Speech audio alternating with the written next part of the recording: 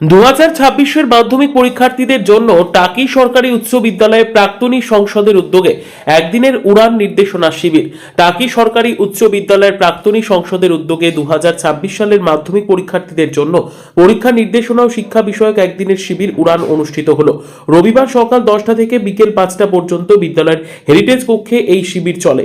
প্রাক্তনী সংসদ আয়োজিত এই তৃতীয় বর্ষের শিক্ষা ও পরীক্ষা নির্দেশনা শিবিরে মোট 15টি বিদ্যালয়ের প্রায় 150 জন ছাত্রছাত্রী অংশগ্রহণ করে।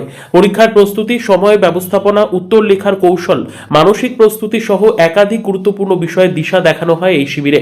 কলকাতা বিভিন্ন বিদ্যালয়ের 7 জন বিশেষজ্ঞ শিক্ষক শিবিরে উপস্থিত থেকে পৃথক 7টি বিষয়ে বিস্তারিত আলোচনা করেন। পাশাপাশি শিবিরে উপস্থিত ছিলেন বিশিষ্ট লেখক প্রিয়তোষ বসু, প্রাক্তন শিক্ষক বিজয় কৃষ্ণ দাস সহ একাধিক শিক্ষক ও শিক্ষাবিদ।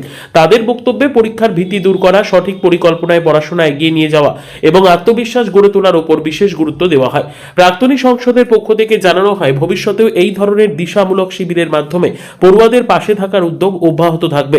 শিক্ষার্থীদের মধ্যে এই শিবির ব্যাপক উৎসাহ ও ইতিবাচক সাড়া ফেলেছে বলে জানান আয়োজকেরা। এটা উদ্যোগ হচ্ছে টাকি গভর্নমেন্ট হাই স্কুলের প্রাক্তনী সংসদ।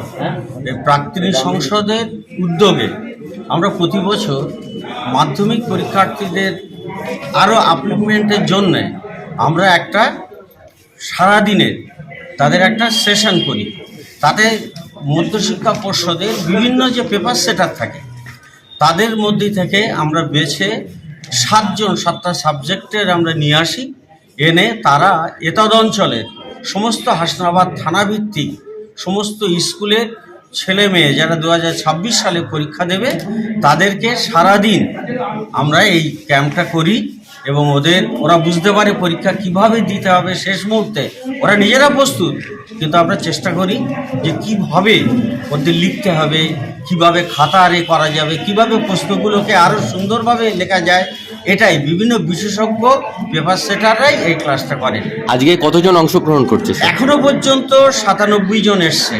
আমাদের আজকের লক্ষ্যমাত্রা হচ্ছে 135। কতগুলি স্কুলের ছাত্রছাত্রীর অংশ? আমাদের এখানে এসছে 10টা স্কুলের। আর যারা কোশ্চেন সেটাররা এসছেন কোথা থেকে এসছেন? তারা কলকাতার বিভিন্ন নামী স্কুলের।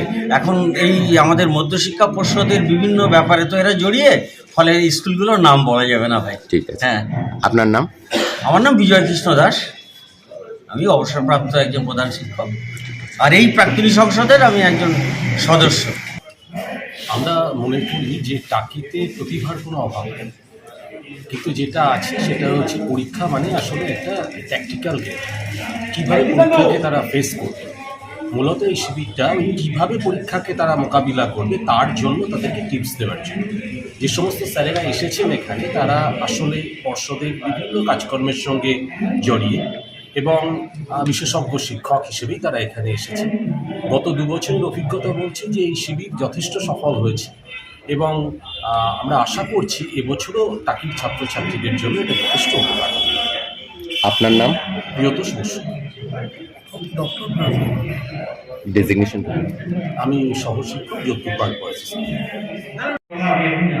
শুধুমাত্র সাহিত্য সঞ্চয়, শুধুমাত্র যে ব্যাকরণ বই তোমরা পড়ো সেই ব্যাকরণ বই এবং তার যে নির্মিত অংশ এবং যেটা সহায়ক কবি, এই বইগুলো শুধু পড়ে 90-এর মধ্যে কথা বলছি, 90-এর মধ্যে 48 নম্বর এমনি পাওয়া যায়। শর্ত একটাই, বই পড়তে হবে, যেটা তোমরা নিশ্চয়ই পড়েছো বলছো। শুধু বই পড়ে ইজি হয়ে যায়। কারণ কিছু 1 নম্বরের প্রশ্ন হয়, সেটা এমসিকিউ আছে, নয় একটা বাক্য উত্তর দিতে হবে। তোমাদের মনে হবে কেন আছে 17 আর 19 মানে 36, এটা 48 করতে গিয়ে। কারণ বাকি যে প্রশ্নগুলো আছে সেটা 3 নম্বরের প্রশ্ন হতে পারে, 5 নম্বরের প্রশ্ন হতে পারে, 4 নম্বরের